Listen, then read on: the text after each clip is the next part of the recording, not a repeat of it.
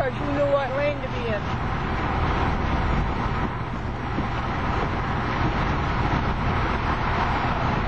Where do we exit 84?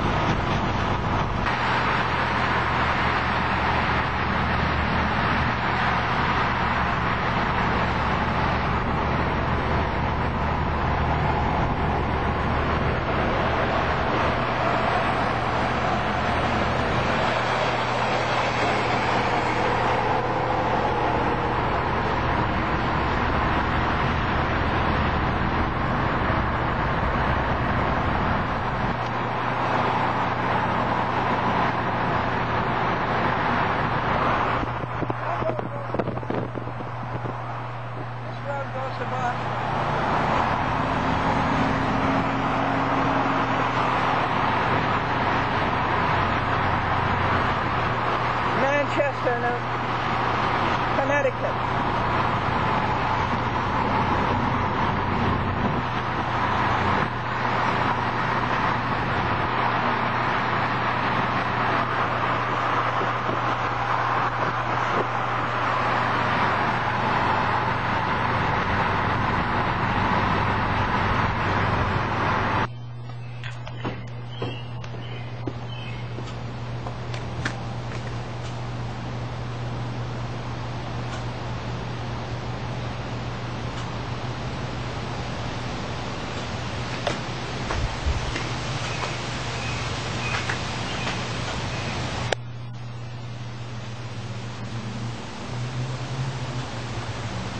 This is the house that Albert LeBrun designed.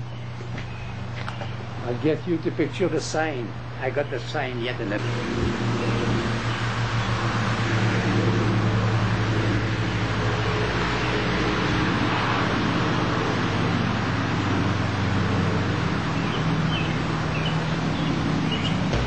You know, folks, not only did he design this house, but he built it.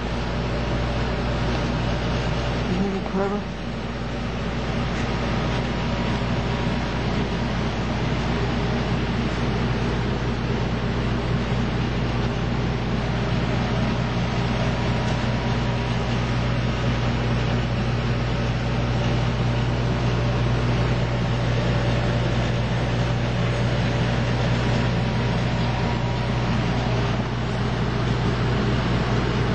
So the stats, 117 miles, 3 hours, 140p to 440p.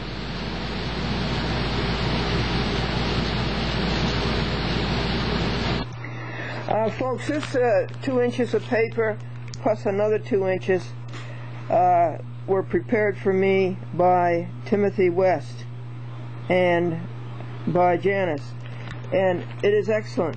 All of this material is excellent, and I put aside several of these to read to you. How the gangsters who have taken over the United States government, how they cheat and how they lie, and how they walk all over your rights.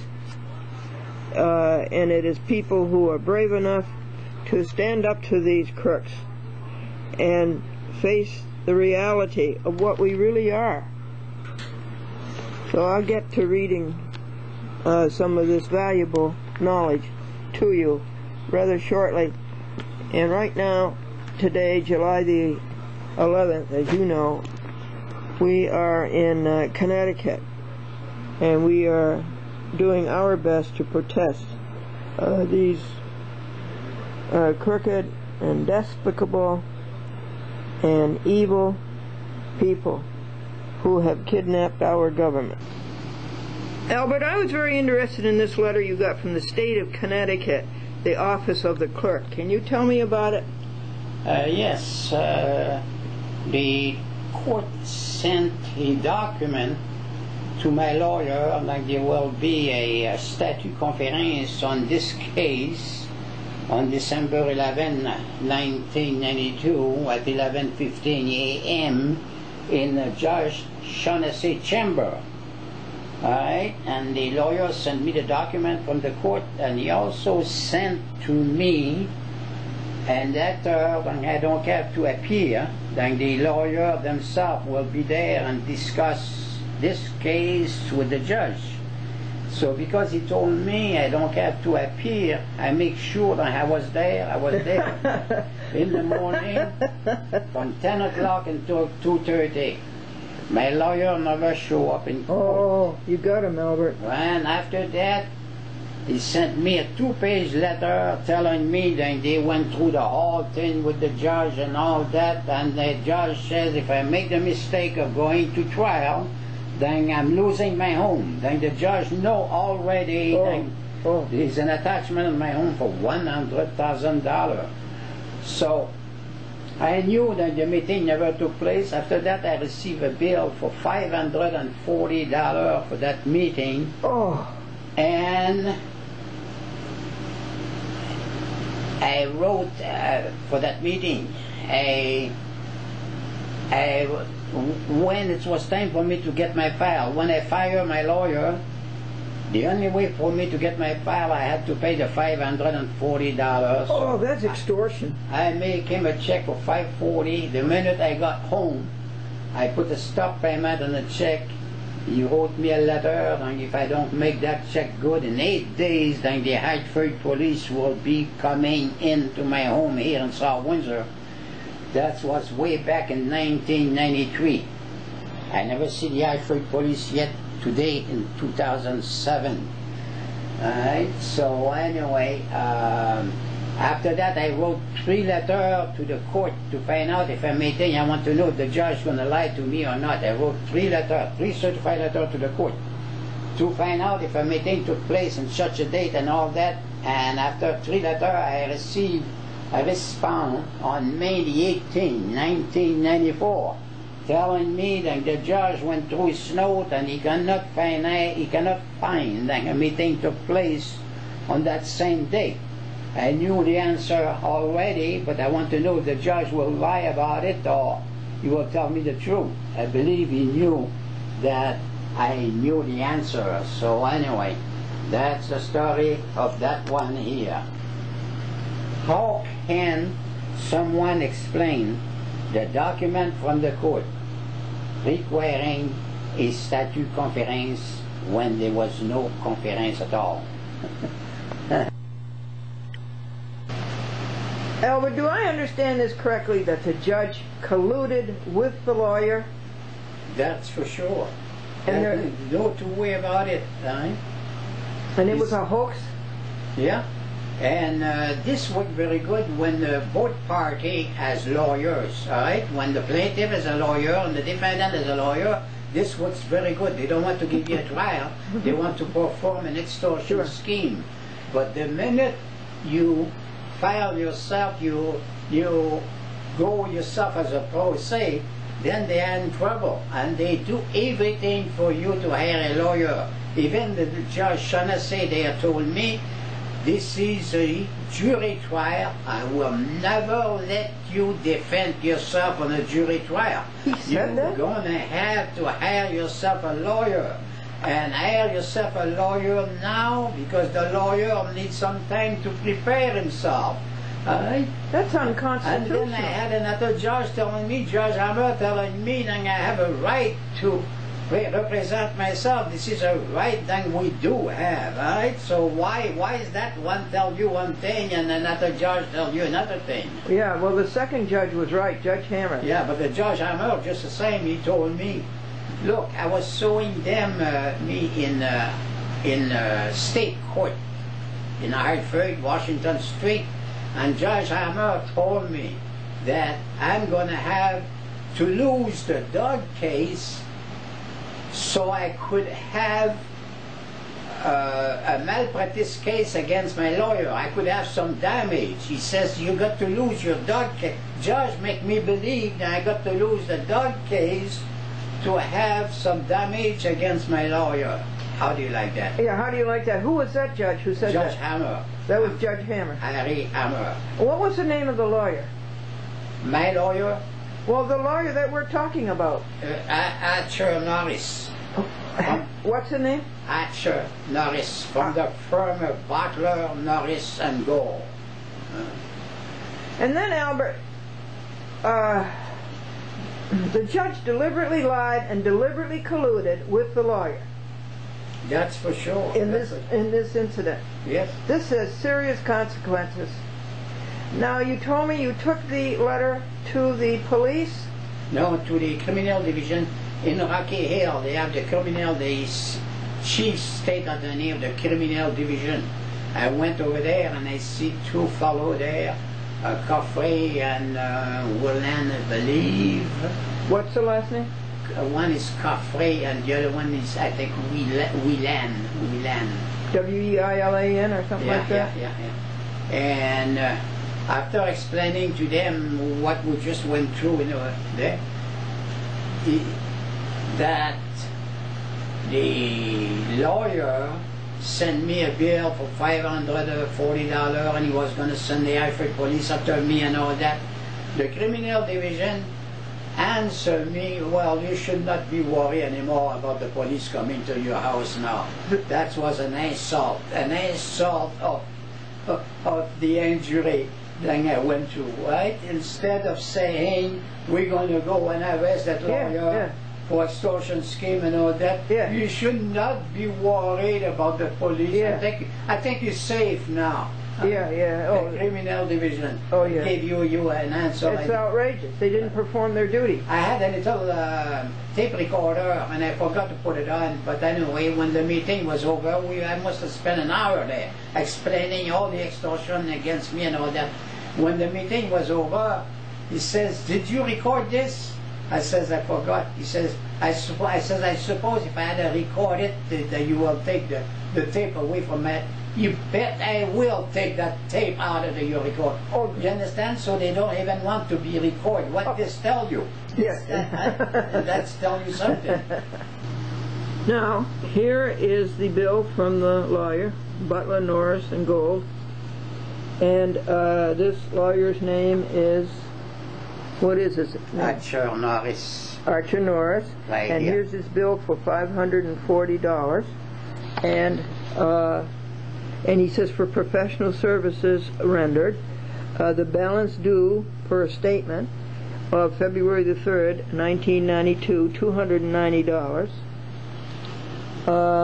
Paid on account, $280, leaving a balance of $0, and the current time of Mr. Hatcher Norris, 12/11/92, pre-trial conference in Rockville, and 12/14/92, dictate letter to the client, review of prior correspondence.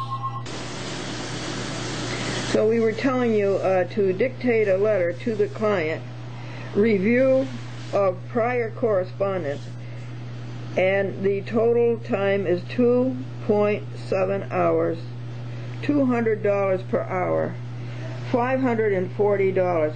Folks, do you see how deceitful and dishonest and infuriating these lawyers are? This is a grand document. It shows us so much. I've always wanted to see how a crooked lawyer does his crooked billing, and this tells me exactly. So that's the $540, and he did nothing except rip off Albert. All of his time and effort were to rip off Albert. Was it for justice? No. Was it for truth? No. This is the docket sheet of the court, and this was made. They did not have no docket sheet at all the time that was represented by Hatcher Norris, the firm of Butler, Norris and Gore. They start to do docket sheet only after I filed an appearance myself. And I filed an appearance because I was told by my lawyer, if I don't file an appearance, I will be put in default, and then if I am in default, I'm the loser. So that's why I filed an appearance. Now, this is the docket sheet over here, and my lawyer doesn't even show that he represents me over here for 2.5 years. Yes, Right? No such a thing as his name here, and they never had a docket sheet in court with his name on it. So how do you explain something like this again? Why they did not make any docket sheet when I was represented by my lawyer? That's because they never commenced an action in the first place. It's an extortion scheme from day one. So it should show his name, and his name isn't there, right, Albert? right. What a scam. Oh, I'm glad we've caught these people. The court. This is your check, Albert, for $540? Yeah, that's $600 because they charged me an extra $60 to put the file together. $60 to put your file together, which they took apart. That's which make it $540 plus $60, $600. That's the check I put the stop payment on, and that's the letter that he's telling me that he was going to send the Hartford police. That's way back April the 8th, 1993. I did not see the Hartford. Are you coming or are you staying? Yes, I'm going with you.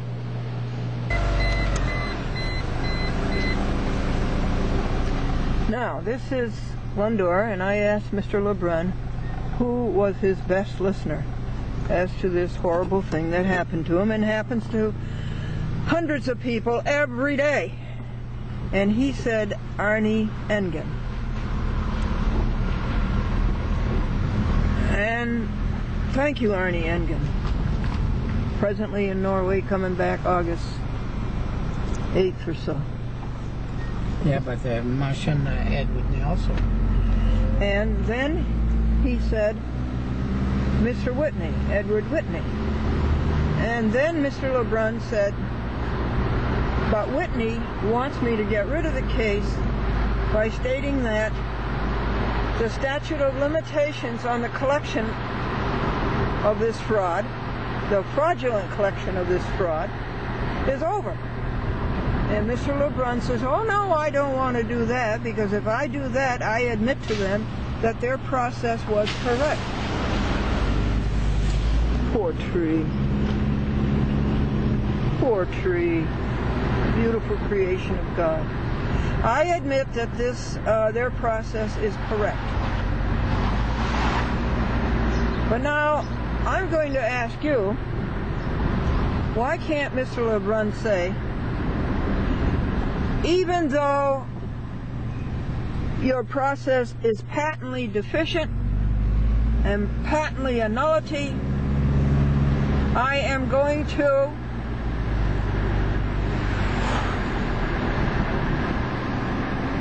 stop this case on the grounds that even if you were right, the process has expired. I mean, the statute of limitations has expired, and I do not owe you a thing, and no judgment shall be taken against me. Answer. Why can't you do it that way, Mr. Lebrun? Because I don't have no recourse. If I do it this way, I cannot get back at them. I admit that everything I was served with is well, now what makes you think that's so? What makes you think that stops you're suing them for the damages that they did? Yeah, that's what stopped from the damage. What makes you think that is so?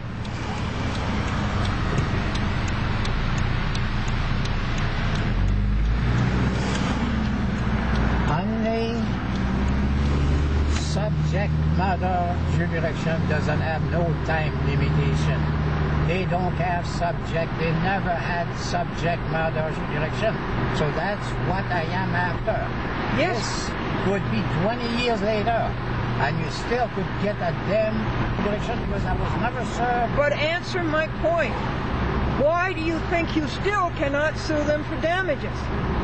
Regardless of whether they were right or wrong, the statute of limitations is over.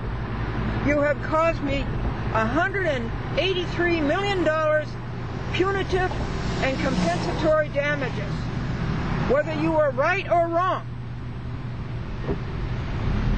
Why should I admit? You're not admitting it.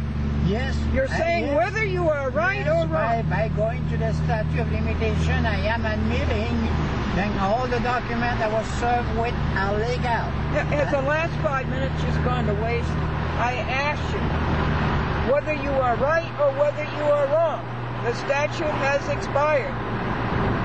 You're not admitting it.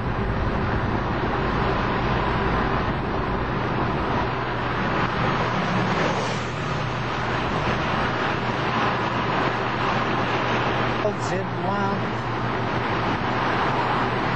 to have a church like it is in Poland. So we still have in that Catholic church there the mass done the same way it's done in Poland. There's a lot of Polish people here.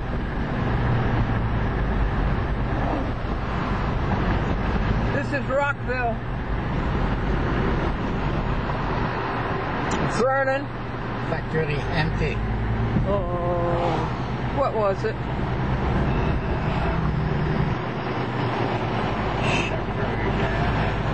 It was a plumbing store before, yeah.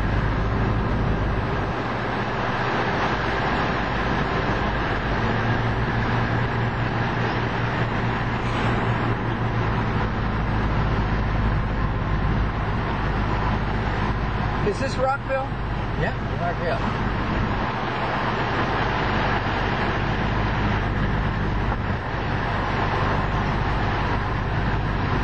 This area.